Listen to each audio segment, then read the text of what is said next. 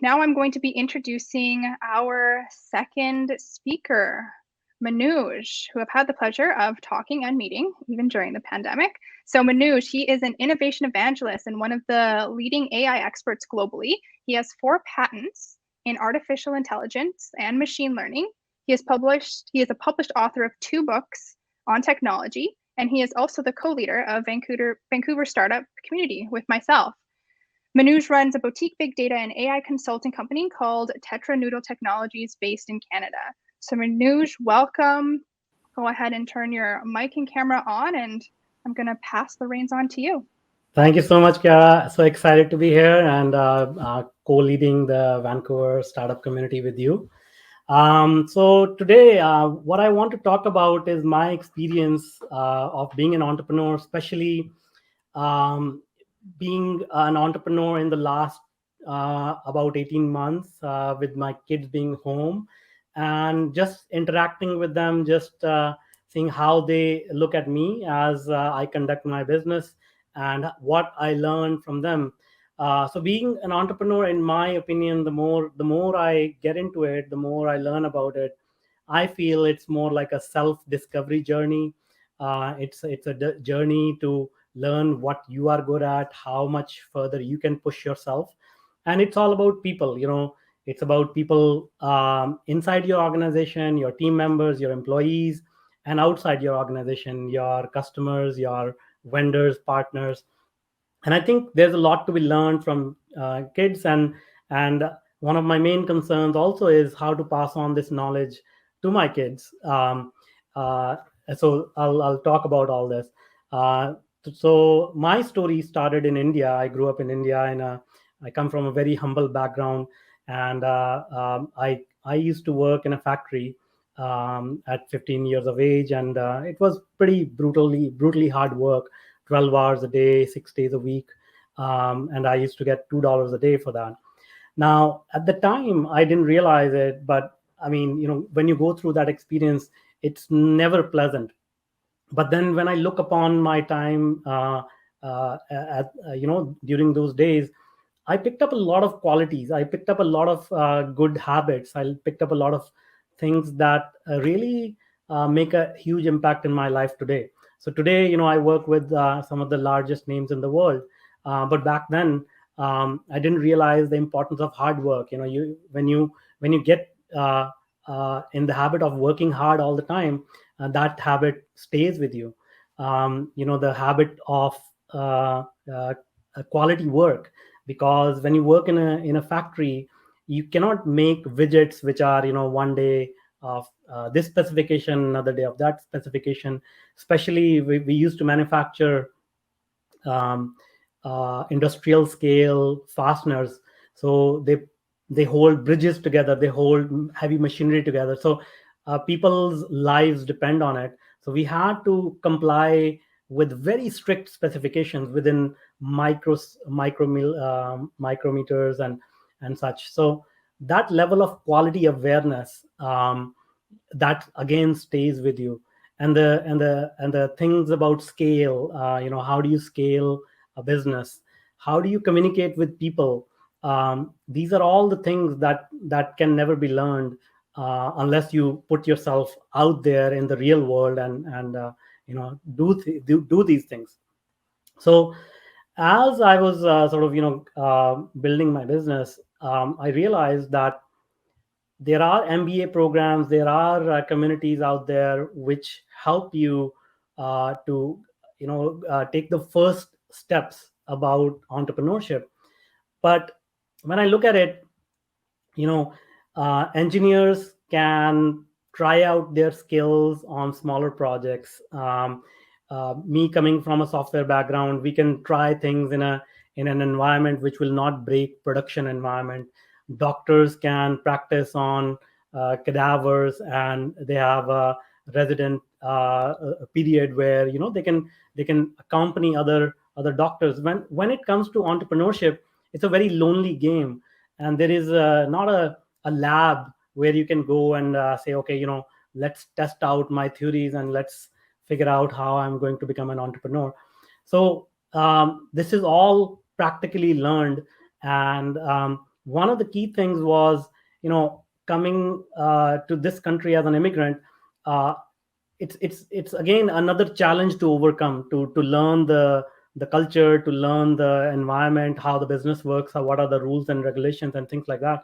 So I really wanted to pass on this knowledge to my kids, before they, whether they choose to become an entrepreneur or not. But the key skills about connecting with people and sort of, and having that uh, connect ability to connect with people. And so, as terrible as the pandemic has been, it allowed all of us to work in a different environment, especially alongside with the kids and the family. So one of the things that happened over this period was, my kids, they were noticing me, how I conduct my business, and I was helping them more and more with their daily activities. So a few things that came out, which I wanted to share today, was uh, key three things that I sort of, interacted with my kids over this. One was systems. So as we run our business, it's basically a series of repeatable systems. Scale. So, if we are doing something, we need to scale it to a point where the business becomes sustainable. And communication. So as I said, people is all about other people, and so how do you communicate with them? So I'll share a few examples about this. So systems is basically, we all know, we have anything from email to our calendar systems to larger systems, and I've been part of some really large global systems impacting millions of lives. But when I'm teaching my kids, or they are doing a craft project, they get really irritated when things are not working out. We were doing some Lego games, and things were just not working out. And that's when I explained to them, did you see how we did that project? You were part of that. You were part of that conversation. We built these systems, and then we assigned specific tasks to people. Not everybody is good at everything. And did you see how it all worked out?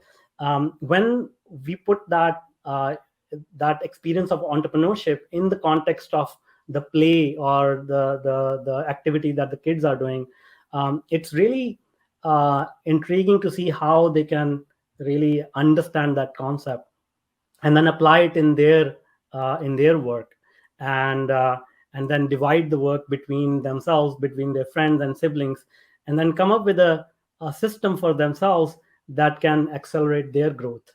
And not only that, um, you can learn back from them as well as they apply the systems.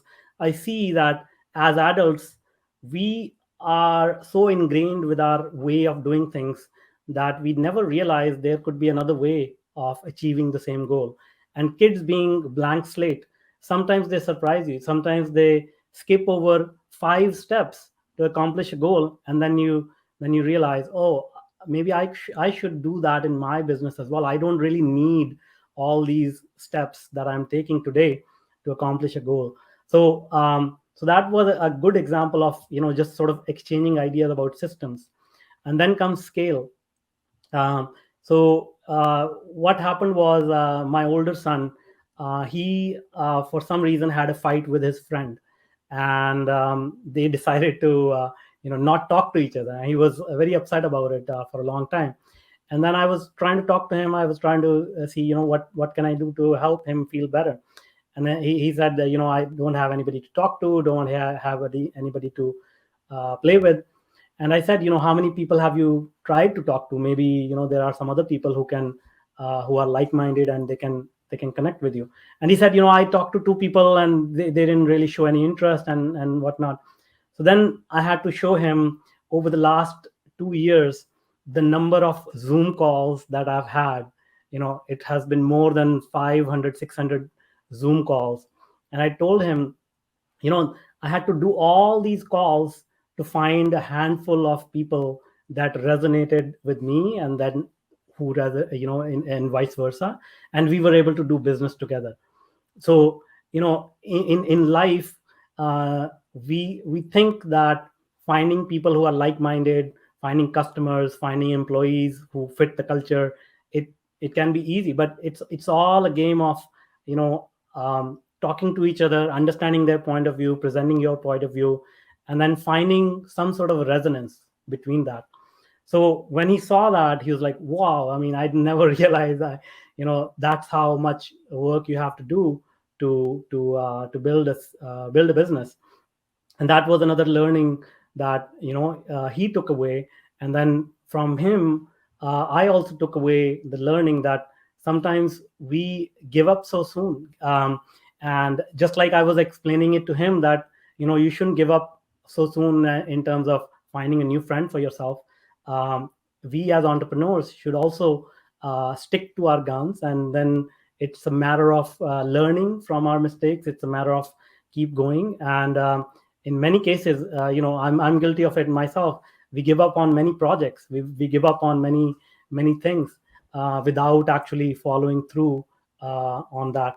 And then finally comes communications, where once again, they listen to me, um, even when people are not making sense. When we are trying to present a solution to a customer, the customer may have had a bad day. I mean, we've had all these kind of conversations where the other person is not particularly polite, or what have you, or not particularly reasonable, but yet you have to maintain your cool, and you have to sort of maneuver the conversation so that you can understand the other person's point of view. And that level of communication and patience, there is no way you can learn anywhere else but just by either observing somebody or being in that situation yourself. Uh, so again, when so I have two boys, and they are boys, as you know, like always fighting and full of energy.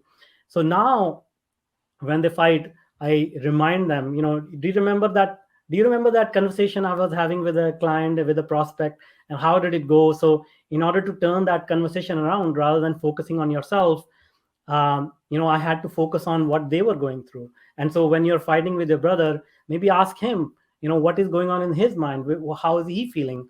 And maybe you will be able to connect better, and you will be able to understand each other better, and then enjoy this time together rather than fighting. So that has been, again, a really eye-opening experience to see how to teach kids about these big concepts like communication and empathy, and just getting other people's point of view. And again, I learn back from them as I give them these skills, how they use them and apply in their own way, while maintaining their own style, and while maintaining their own interests in that conversation. So these are some of the stories that I wanted to share, that I have experienced over the past 18 months with my kids being an entrepreneur. I think it's a very interesting journey. Entrepreneurship is a very interesting journey. It's a lot of fun, but at the end of the day, it's all about people, and passing on these skills, giving these skills to our kids, will make them better human beings, regardless of whether they go into business or they go into any profession or anything like that. And so that's what I wanted to share with you. I hope you found it useful.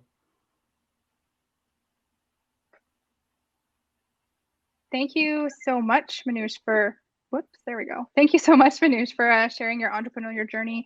That was really great. One thing I really loved that you had mentioned was, learning from your kids, and I think that was very powerful. And as Amy said in her presentation, work-life balance doesn't exist, but I think work-life harmony does. And when you're learning from your kids and you're teaching them stuff that you have, that was really great. A great example of that work-life harmony. So I really like that. So I have a couple of questions here. So I know that you've been an entrepreneur for quite a long time. And as we know, as you said, it can be a very lonely journey for entrepreneurs. And entrepreneurs are also, glorified for working, those 12-hour days and really, really long days. What advice would you give to fellow entrepreneurs, parentpreneurs that are sort of burning that midnight oil? How can they prevent burnout? Well, I mean, at the end of the day, we need to find our passion. So that's why I said, I'll repeat that again. Entrepreneurship is a journey for self discovery, and what I mean by that is you really need to find your passion. So Amy, previously mentioned that she was on she was validating another product, and through her experience she found the current ventures that she's involved in, and that became her passion. So the point is that if you're living your passion, then burning midnight oil becomes a hobby. We all have hobbies where we can't spend enough time on it, like we just get glued to it. And if you are living your passion, whether the results are coming in or not coming in, um, you just enjoy it. And if you just follow the path of, hey, I saw this person become so successful, so I'm going to follow that path just because I want to be successful, then it becomes a chore, then becomes a drag on life if things are not working out and you have to put in extra time. So I always recommend, find yourself first, find your passion first, and then that will align everything down the road. Yeah, definitely. And along those lines, finding your passion. I know that you kind of mentioned your journey here, but how did you get into what you're doing right now, which is sort of the AI and data? How did you Yeah. find that passion? Well, I mean, so I've been in technology for a long time, and that again is a huge, long story.